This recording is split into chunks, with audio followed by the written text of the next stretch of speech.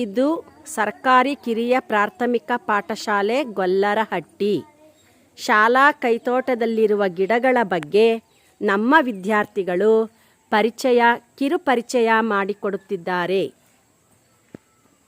ಶಾಲೆಯ ಮುಂಭಾಗದ ನೋಟ.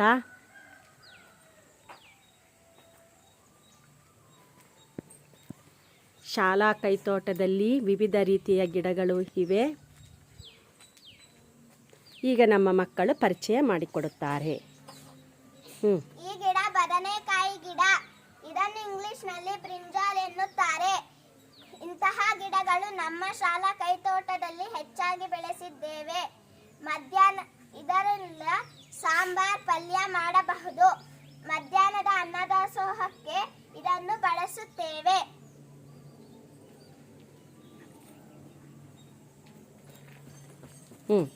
ಇದು ಸೂರ್ಯನ ಗೆಡ್ಡೆ ಗಿಡ.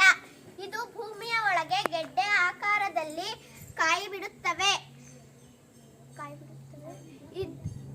ಇದರಿಂದ ಸಾಂಬಾರು ಪಲ್ಯ ಮಾಡುವರು.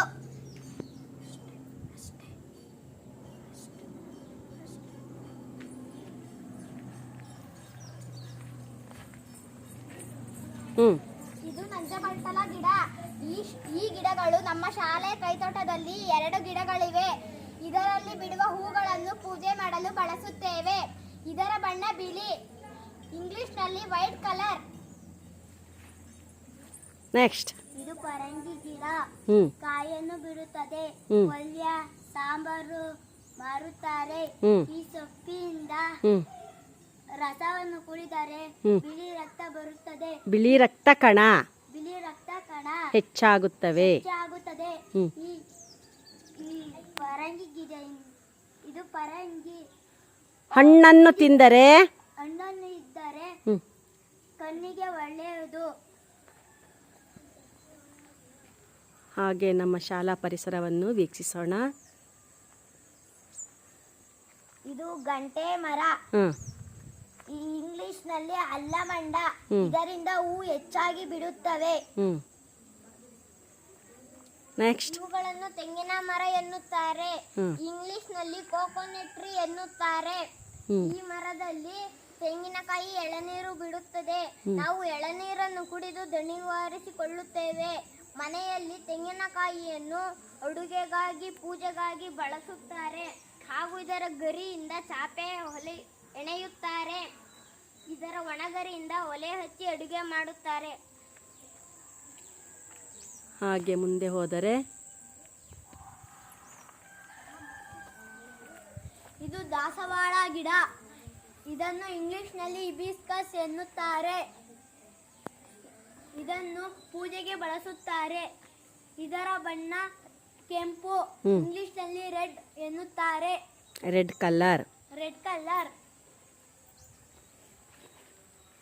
ಕನಕಾಂಬರ ಗಿಡಗಳು ಹೂವು ತುಂಬಾ ಬಿಡುತ್ತಾರೆ. ಪೂಜೆಗೂ ಬಳಸುತ್ತಾರೆ. ಹೆಣ್ಮಕ್ಳಿಗೆ ಇಷ್ಟಪಡುತ್ತಾರೆ. ಇದು ತೊಂಡೆಕಾಯಿ ಗಿಡ. ಇದನ್ನು ಸಾಂಬಾರ್ ಪಲ್ಯ ಬಳಸುತ್ತಾರೆ. ಇದು ಬಳ್ಳಿಯ ಸಹಾಯದಿಂದ ಬಿಡುತ್ತದೆ. ಹಾಗೆ ಶಾಲಾ ಹಿಂಭಾಗಕ್ಕೆ ಹೋಗುತ್ತಿದ್ದೇನೆ.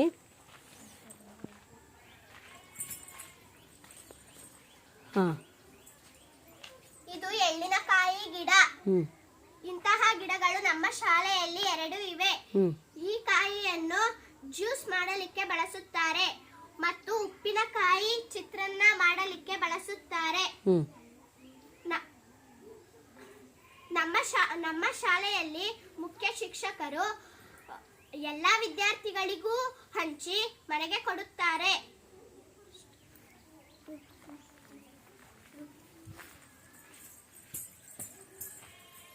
ಇದು ರಾಂಫಲ್ ಗಿಡ. ಇದನ್ನು ಇಂಗ್ಲಿಷ್ನಲ್ಲಿ ಕಸ್ಟರ್ಡ್ ಆಪಲ್ ಎನ್ನುತ್ತಾರೆ. ಇದು ತುಂಬಾ ಸಿಹಿಯಾಗಿರುತ್ತದೆ. ಇದರಲ್ಲಿ ಬೀಜಗಳು ಇರುತ್ತವೆ. ಇದು ಗ್ರೀನ್ ಕಲರ್ ಫ್ರೂಟ್. ಇದು ಸೀಬೆ ಗಿಡ. ಇದನ್ನು ಗೋವಾ ಎನ್ನುತ್ತಾರೆ. ಇದನ್ನು ಇಂತಹ ಗಿಡಗಳು ನಮ್ಮ ಶಾಲೆಯಲ್ಲಿ ಹೆಚ್ಚಾಗಿ ಬೆಳೆದಿದ್ದೇವೆ. ಮಕ್ಕಳು ತುಂಬಾ ಇಷ್ಟಪಡುವಂತಹ ಹಣ್ಣು. ನನಗೂ ಕೂಡ ಇಷ್ಟ. Very good.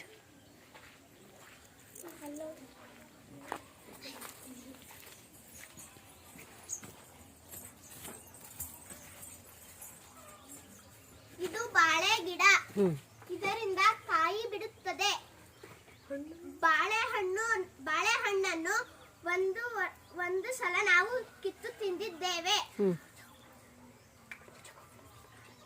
ಪೂಜೆ ಮಾಡಲಿಕ್ಕೆ ಬಳಸುತ್ತೇವೆ ಅಥವಾ ತಿನ್ನಕ್ಕೂ ಬಳಸುತ್ತೇವೆ.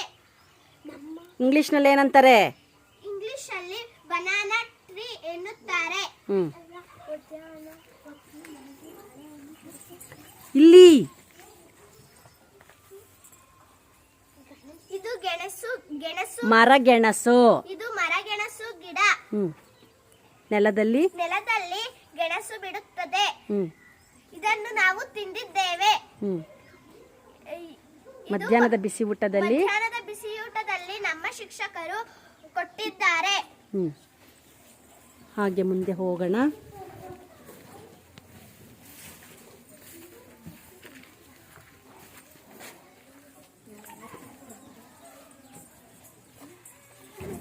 ಕುಂಬಳ ಗಿಡ. ಇದು ಕುಂಬಳ ಗಿಡ. ಇದನ್ನು ಇಂಗ್ಲಿಷಲ್ಲಿ ಪಂಪ್ಕಿನ್ ಎನ್ನುತ್ತಾರೆ. ಇದು ನಮ್ಮ ಶಾಲೆಯಲ್ಲಿ ಬೆಳೆದಿದೆ.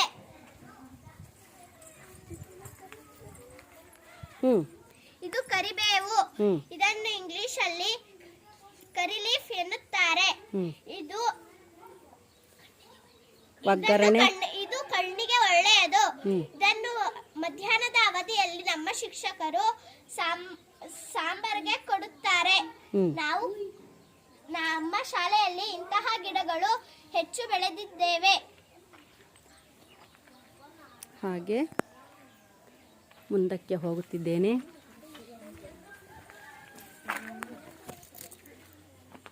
ನಿಂಬೆ ಗಿಡ. ಇದು ನಿಂಬೆ ಗಿಡ. ಇದರಲ್ಲಿ ಕಾಯಿಗಳು ಬಿಡುತ್ತವೆ. ಈ ಕಾಯಿಗಳನ್ನು ಜ್ಯೂಸ್ ಮಾಡಲು ಬಳಸುತ್ತೇವೆ. ಮತ್ತೆ ಗೊಜ್ಜುಗಳನ್ನು ಮಾಡಲು ಬಳಸುತ್ತೇವೆ. ಉಪ್ಪಿನಕಾಯಿಗೂ ಕೂಡ ಬಳಸುತ್ತೇವೆ. ಬಳಸಬಹುದು. ಈ ಗಿಡದ ಹೆಸರು ಕಾಕಟ ಗಿಡ. ಇಂಗ್ಲಿಷ್ನಲ್ಲಿ ಜಾಸ್ಮಿನ್. ಈ ಗಿಡದ ತುಂಬಲು ಹೂಗಳು ಬಿಡುತ್ತವೆ. ಹೂವಿನ ಬಣ್ಣ ಬಿಳಿ. ಇಂಗ್ಲಿಷ್ನಲ್ಲಿ ವೈಟ್ ಕಲರ್. ಈ ಹೂಗಳನ್ನು ಪೂಜೆ ಮಾಡಲು ಬಳಸುತ್ತೇವೆ ಮತ್ತು ಹೆಣ್ಣು ಮಕ್ಕಳು ಮುಡಿದುಕೊಳ್ಳಲು ಬಳಸುತ್ತೇವೆ. ಒಂದು ಗಾದೆ ಇದೆ ಇದಕ್ಕೆ. ಒಗಟು. ಹಸಿರು ಗಿಡದಲ್ಲಿ ಮೊಸರು ಚೆಲ್ಲಿದೆ. ಏನು? ಗಾದೆ. ಅದೇ ಹಸಿರು ಗಿಡದಲ್ಲಿ ಮೊಸರು ಚೆಲ್ಲಿದೆ. ಏನು? ಮಲ್ಲಿಗೆ ಹೂ. ಇದು ಸೀತಾಫಲ ಗಿಡ. ಇದನ್ನು ಇಂಗ್ಲಿಷ್ನಲ್ಲಿ ಕಸ್ಟರ್ಡ್ ಆಪಲ್ ಎನ್ನುತ್ತಾರೆ. ಈ ಹಣ್ಣುಗಳು ತುಂಬಾ ಸಿಹಿಯಾಗಿರುತ್ತವೆ. ಇವುಗಳನ್ನು ಹಣ್ಣಿನ ತುಂಬಾ ಗಿಡಗಳ ತುಂಬಾ ಹಣ್ಣುಗಳು ಬಿಟ್ಟಿರುತ್ತವೆ. ಇಂತಹ ಗಿಡಗಳು ನಮ್ಮ ಶಾಲಾ ಕೈತೋಟದಲ್ಲಿ ಹೆಚ್ಚಾಗಿ ಬೆಳೆದಿದ್ದೇವೆ. ಹೆಚ್ಚಾಗಿ ಬೆಳೆದಾಗ ನಮ್ಮ ಮೇಡಮ್ ನಮಗೆ ಕೊಡುತ್ತಾರೆ. ಇದು ಗುಲಾಬಿ ಗಿಡ. ಈ ಗಿಡದ ತುಂಬಲು ಗುಲಾಬಿ ಹೂಗಳು ಬಿಡುತ್ತವೆ. ಇದರ ಬಣ್ಣ ಪಿಂಕ್. ಗುಲಾಬಿನೇ. ಕನ್ನಡದಲ್ಲಿ ಗುಲಾಬಿ. ಹೆಣ್ಣು ಮಕ್ಕಳು ಮುಡಿದುಕೊಳ್ಳುತ್ತಾರೆ. ಹೆಣ್ಣು ಮಕ್ಕಳಿಗೆ ಅಂದರೆ ತುಂಬಾ ಇಷ್ಟ. ಇದು ನಮ್ಮ ಶಾಲಾ ಕೈತೋಟದ ವಿವರ. Thank you children.